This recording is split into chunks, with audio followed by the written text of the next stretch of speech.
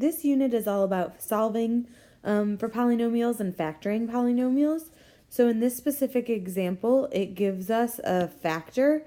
It says that we know that one of the factors of the polynomial is x minus 5, and it asks us to solve for the rest of the factors. So it doesn't ask us to solve, it asks us to factor completely.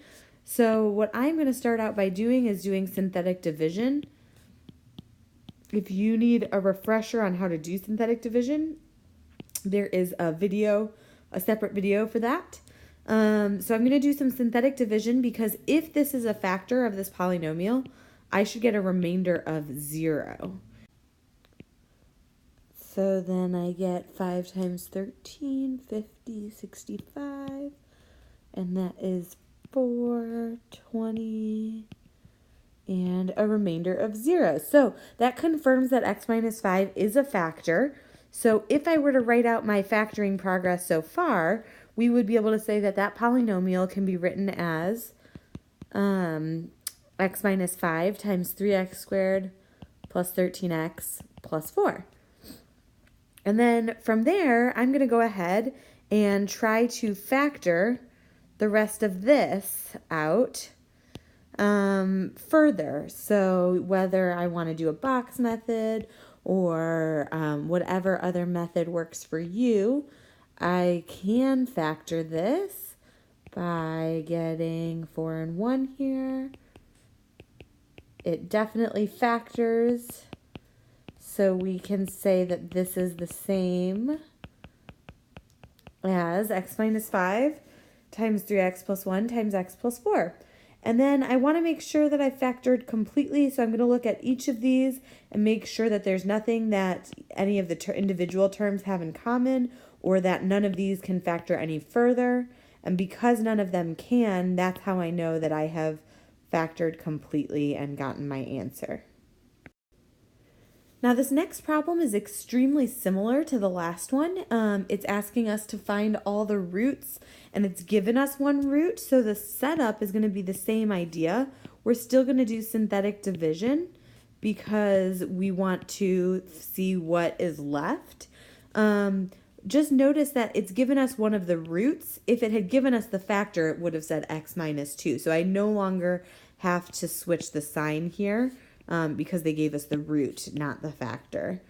And I'm going to do some synthetic division, and if I do it correctly, I get a remainder of 0, just like before, which confirms that 2 is a root, or that x minus 2 is a factor. So just like the last one, I can say that I have this is what I would get if I factored. And I could actually factor that even further. My x squared minus 3x minus 10 could factor into x minus 5 times x plus 2. And so now I have totally factored. So notice this problem starts almost the same as the last one. The difference is we're solving for the roots. So that means each of these, once we've factored, are going to be split up because of the zero product property and set equal to 0 individually. So we get x equals 2. That one's not a surprise because that's the one they had already given us. But then we also get x equals 5 and x equals negative 2. So notice the problem starts the same way. We take the given root, we synthetically divide it out, and then we finish factoring as much as we can. We split it up, set it equal to 0. The only difference is instead of stopping here at the factors, we go ahead and solve it out, just like the last one with an extra step. Now let's look at another problem. It has the exact same directions as the last one, but you're going to see it's going to turn out a little bit differently. So we're going to start it out the exact same way. The thing we have to be a little bit careful about is here, with our synthetic division, we go from an x squared to the constant. So we have to remember our placeholder of 0. And we're going to do our synthetic division. And then we get 10, and that gives us 10 and negative 50. And so that's 0. There's our remainder of 0, just like we hoped for, because it tells us negative 5 is already a root. And then we're going to do the same thing. We have a factor of x plus 5 times a factor of x squared minus 2x plus 10. And the whole thing we're solving when set equal to 0. The tricky part is when we go ahead to solve this, this right here is not going to factor. As you can see, 5 times 2, there's no way to get negative 2 when we add those, no matter what's positive or negative. So we can set each of these individually to 0, but we're not going to be able to use factoring as our method for solving. Now, again, we already had that one solution, x equals negative 5, but for the other one, we're going to have to use another method, whether that's completing the square or using the quadratic formula. I'm going to go ahead and use the quadratic formula, although completing the square would also work for this one. I think everyone is always able to benefit from a refresher. And so we have b is negative 2, so negative b is positive 2. B squared minus 4 times a times c. The whole thing is over 2a. And so as we're solving this, we get 4 minus 40 all over 2. And that gives us the square root of negative 36. So a nice refresher there of our imaginary numbers, because that is I root 36, which we know is, the square root of 36 is 6, so that becomes 6i. And then we can reduce the rest of our way, 1 plus or minus 3i. And so we have 3 answers here, one that they had already started us out with, that negative 5, and then 2 from here, 1 plus 3i and 1 minus 3i. So whenever we want to find the rest of the roots, we're going to start out by factoring, and if it can't factor any further, we're going to have to use another method like completing the square or the quadratic formula. Now, another thing we need to be able to do is just factor completely when they have not given us any of the roots or the solutions or the factors. So whenever that's the case, we're going to start out with our strategies. The first thing we always want to do is look at each set of terms and see if they share anything in common that can be pulled out. And with this one, unfortunately, there's not. We have an x squared. This one does not have an x, so it's not going to be able to have a common factor that's pulled out.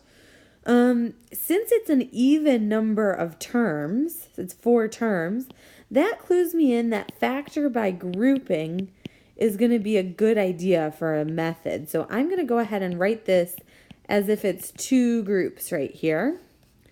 And when I do that, I'm going to start out by looking at the 2 terms in my first group and ask myself what they have in common. And they're both divisible by x to the 4th. And so I'm going to pull that out. If I pull that out from my x to the 6th, I'm left with x squared. And if I pull that out from my negative 2x to the 4th, I'm left with negative 2. And then I'm going to do the same thing over here. And a good rule of thumb is that whenever the first term is negative, you're going to pull out a negative. So I'm going to pull out that negative. I also see that they're both divisible by 16. So I'm going to pull out a negative 16. And that will leave me with an x squared. And then 32 divided by negative 16 is negative 2. And a good way to know, to do a self-check here, is to notice that factor by grouping is going to work because we have x minus 2 here and x minus 2 here. So we have something where we have the 2 terms have the same thing in common. So what we're going to do with that is we're going to go ahead and say, okay, well, both terms, this term right here has an x squared minus 2, and this term has an x squared minus 2. So we're going to pull that out and see what's left. So from the first term, if I remove the x squared minus 2, I get x to the 4th, excuse me.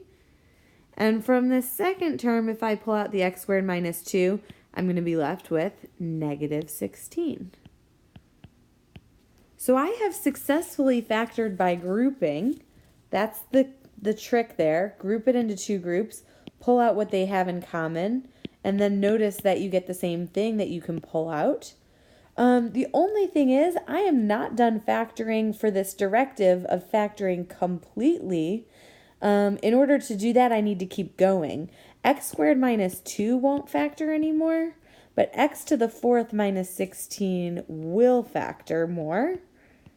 And that is something that is in a quadratic form. It will factor with a plus 4 and a minus 4. So it did factor into that. And then it's going to factor even further. The x squared minus 2 won't factor any further. The x squared plus 4 won't factor any further. But the x squared minus 4 can turn into x plus 2 times x minus 2. And now I have factored completely. Same directions as the last one. We want to factor completely. And we are going to notice that this is in quadratic form. Anything that is in quadratic form will have that same kind of formatting. A times something squared plus b times that something plus c. And that can be x squared, can be that something, which would make that ax to the 4th plus bx squared plus c. Or it could be an x cubed, can be that something. And so that would give you ax to the 6th plus bx cubed plus c, and so on. So what you're looking for is that this is twice of this, and then you have that constant. Anytime something's in quadratic form, you can go ahead and factor it using the box method that we use when it's a quadratic. So I'm going to put my x to the 4th here, and I'm going to put my 63 here. The only difference in this is that instead of having x and x here, since we have x to the 4th, we're going to have x squared and x squared, because we're looking for two things that multiply to give us x to the 4th. X squared times x squared does, because 2 plus 2 is 4. And we also know it has to be x squared because we want these terms to have x squared to add up to be that b term. So I'm thinking to myself, what multiplies to make 63? And the first thing I came up with was 21 and 3, but there's no way to make negative 16 out of that. And so then I asked myself about 7 and 9, and I do think that will work. Both of them would have to be negative. Negative 9 times negative 7 is 63. And that would make negative 7x squared here and negative 9x squared here, so that these two would combine to make that middle term. So factoring with quadratic form just means that you're using the same box method as before. These values are just going to look a little bit different. So my answer so far would be x squared minus 7 times x squared minus 9. But I have to be careful because it again says to factor completely. X squared minus 7 won't factor any further, but x squared minus 9 will factor to be x plus 3 times x minus 3. And now I have factored completely. This last problem also says to factor completely. And just like I start all problems, I'm going to start out by looking at the terms and seeing if there's anything in common. And there is. They both have multiples of x. So I'm going to pull out that x, and I'll be left with x cubed minus 27. And now that I've pulled out that x, I can see very clearly that I have a sum or a difference because it's subtraction, of two cubes. X cubed is a perfect cube, and 27 is a perfect cube. So that's how I'm going to know to use the difference of perfect cubes. And so that formula I am going to give you, and it looks like this. So the trick is I have to figure out what exactly is being cubed in each part. So cubed to make x to the third, that's going to be just x. X is being cubed. Being cubed to make 27, well, the cubed root of 27 is 3. So the first thing I'm going to do is figure out what is my a and what is my b. And then I'm just going to substitute into this formula. So a minus b will be x minus 3. And then a squared will be x squared. Plus a times b will be plus x times 3, which is 3x. Plus b squared. And 3 squared is 9. So I go ahead and substitute right in. And there's my answer. Now I would have to check to make sure that nothing else can factor further, but in general we don't run into that with this because here there's nothing that multiplies to make 9 that would add to make 3. So we are good to go and we have completely factored.